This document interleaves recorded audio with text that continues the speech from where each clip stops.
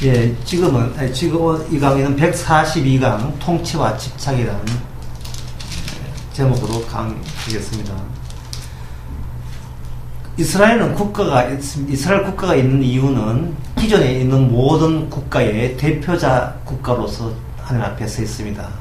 현재 이방 나라에 많은 국가가 있지만 그 국가가 왜 이런 국가가 하나님 앞에 어떤 태도와 어떤 평가를 받는지는 스스로는 몰라요. 왜냐하면 사람은 자기가 국가를 세웠으면 그게 정당한 줄 아니까. 그런데 이스라엘 국가는 기존의 모든 국가를 대표해서 하나님과 직접 만나는 그러한 위치에 있습니다.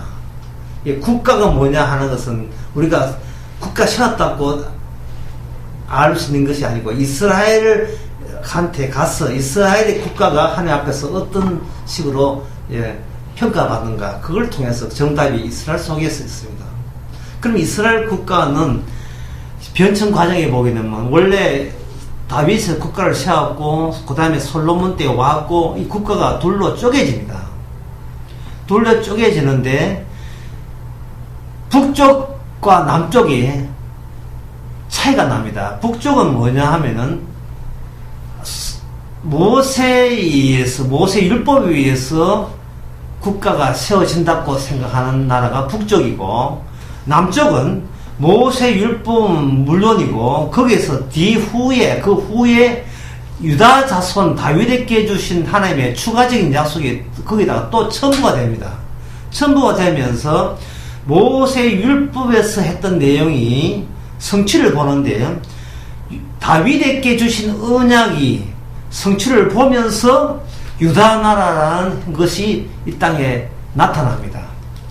그러면 다윗 언약이 주어진 것과 다윗 언약이 주어지지 않는가의 차이점이 뭐냐? 그 차이점은 북쪽 이스라엘이 어떻게 국가를 운영했는가를 통해서 알 수 있고 모세 율법에다가 추가적으로 다윗 언약이 주어졌을 때에는 어떤 식의 국가가 되는지는 남쪽 유다 나라가 대표적으로 보여줄 수가 있는 겁니다.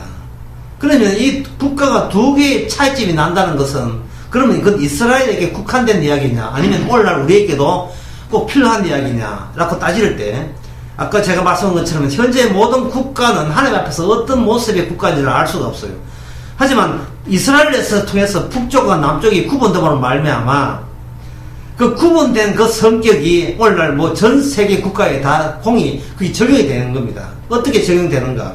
모든 국가 속에 있더라도 그 국가 속에 하나님의 언약에 의해서 하나님의 백성이 거기에 삽입되어 있고 거기에 잠재되어 있습니다. 이 형태가 바로 남쪽 유다 나라가 대표적으로 미리 보여주는 셈이 됩니다.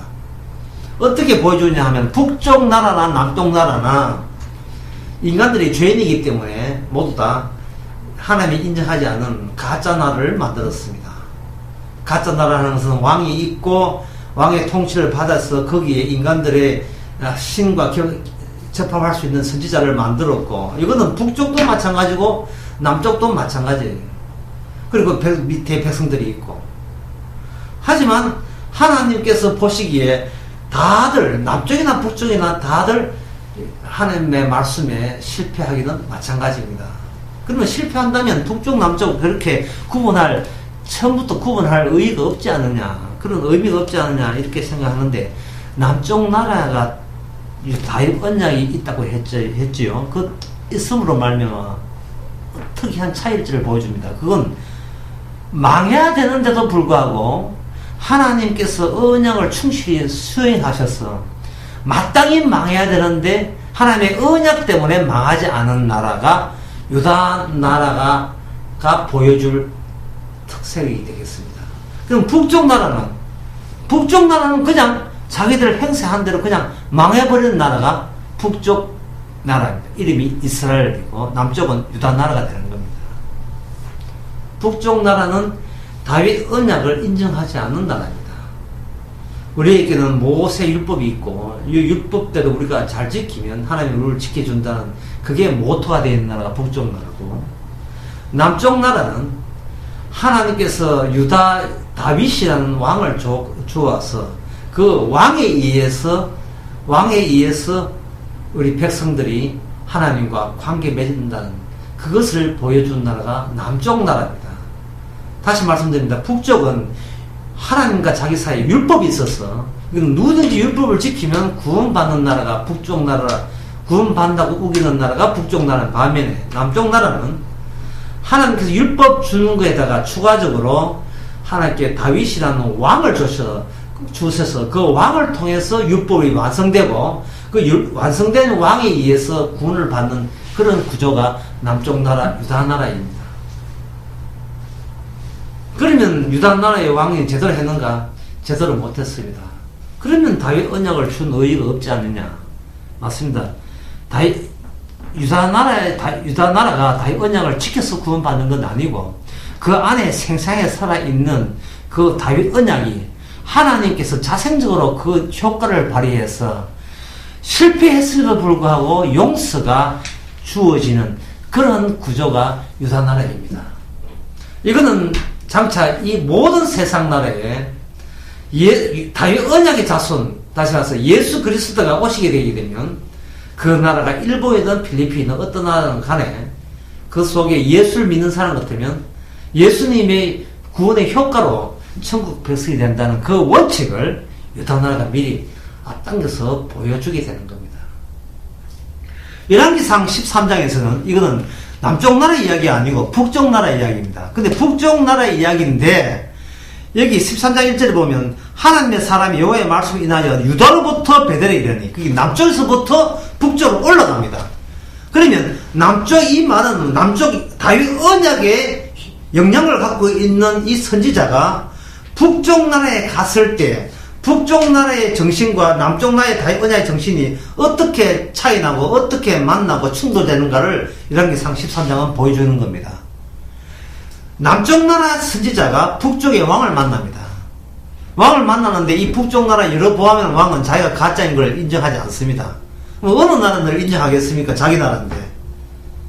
그런데 남쪽 나라 선지자가 대부분 하는 말이 여로보암 왕이에요. 당시 수하에 있는 그 모든 선지자는 대대로 전부 다 결국은 가짜인 걸 들통내기 위해서 당신이 베델에 세운 이 제단 위에서 요시아라는 다윗 집에서 요시아라는 아들을 낳으니 그가 분양하는 산당 제사장들을 이 위에서 제사할 것입니다. 그래서 통째로 전부 다 불살라 죽일 것입니다.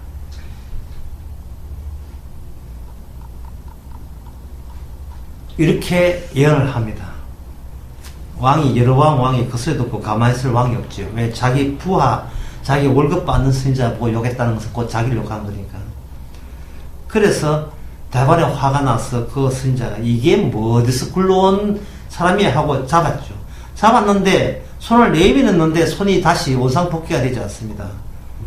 그래서 그 왕이 가급해서 생각을 바꿔가지고 이제는 은혜 입기를 간절히 기도를 해요. 기도하니까 하나님의 하나님의 선지자가 기도해서 다시 원상복귀해 줬습니다. 이야기가 여기서 끝나는 게 아니에요. 요 선지자 말고 이 선지자 이야기가 소문이 났습니다. 무서운 예언을 했다. 그렇게 하니까 이 북쪽에 있는 어떤 가짜 선지자인데 그 사람이 늙은 선지자가 베델의 한 늙은 선지자가 이 소문을 듣고 내가 그 사람을 와서 만나야 되겠다고 그렇게 생각을 했습니다. 내가 만나야 되겠다. 만나서 자기의 가짜 입을 유감없이 발휘하죠. 이렇게 이야기합니다. 사실은 나도 선지자인데 하나님의 계시 받았습니다. 어떤 계시 받았느냐? 당신과 함께 물 마시고 떡 먹고 당신을 대접하는 계시를 받았습니다. 이렇게 했어요. 그런데 그 전에 이미 이 남쪽에서 선지자가 이미 이런 가짜가 올 것을 아시고 하나님께서 하시는 말씀이 네가 그런 예언을 하고 후딱 다시 집으로 돌아와야 된다. 만약에 그 북쪽에 가서 네가 물을 마시고 떡을 얻어먹으면 안 된다 라고 분명히 언급을 했는데 이 남쪽 선지자가 순진하게 나도 진짜 하나님의 계시 받았습니다는 말을 듣고 그 하나님과 같은 하나님인 줄 알고 오해를 해가지고 같은 하나님을 용을 이야기하니까 같은 하나님인 줄 알고 그 하나님 계시 받은 줄 알고 하나님 뜻이라면 제가 그러면 같이 대접 받았는데 오다가 이 남쪽 선지자가 죽어요. 사자에 물려 죽습니다. 물론 사자는 죽고 그냥 쳐다보고 있죠. 그 지나간 사람이 그걸 발견해가지고 대립했던 그 늙은 선지자에게 소식을 전합니다. 소식을 전할 때 그 늙은 가짜 선지자가 큰 회개를 하게 됩니다. 뭐냐? 나는 국가 속에 예속된 선지자인데 저 남쪽 선지자는 국가에 예속되지 않고 왕에게 예속되지 않고 그야말로 직접 하나님과 통하는 진짜 선지자라는 사실을 알게 되었습니다. 물론 우리가 이 남쪽 선지자가 용감하게 그러한 유혹을 뿌리쳐야 되는데 뿌리치지 않은 것은 문제입니다만 이 선지자를 하나님이 직접 사자에 물려서 죽였다는 그 사실, 다시 말해서 선지자의 죽음이야말로 그 죽음, 하나님이 위한 죽음이야말로 진짜 하나님의 약속이 어느 나라를 통해서 지금 활동하고 있는가를 지금 오늘날 우리에게 보여주는 겁니다. 이것은 바로 예수님의 십자가 죽으셨다는 그 사실이 예수님만이 진짜 하나님과 통하는 유일한 메시아라는 것을 오늘날 우리에게 이야기합니다. 우리 땅의 참된 성도는 세상의 권력에 쫄거나 굴복하지 말고 세상의 어떤 회론관계에 쫄지 말고 바로 직접 하나님의 성령에 의해서 십자가 죽음이 나의 죽음을 그걸 믿을 때 우리는 이 어두운 세상에 선지자 노릇을 단단히 하고 있는 참된 선지자입니다.